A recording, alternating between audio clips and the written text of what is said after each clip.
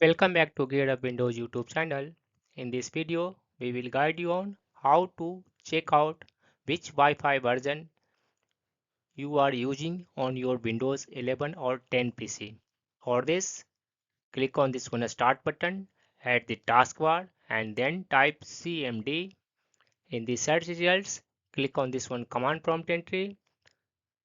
Then copy and paste this one command, that is netsh a space wlan a space show a space drivers, and after that press enter on the keyboard.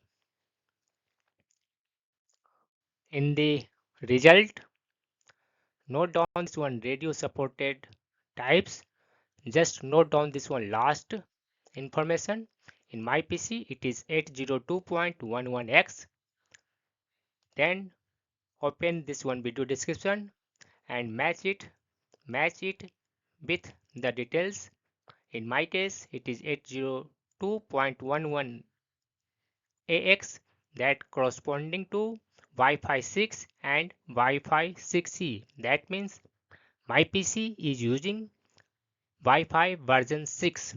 That's all about this video. If you are new to our channel Gear Up Windows, kindly subscribe it. And if you love this video, press thumbs up. Bye bye.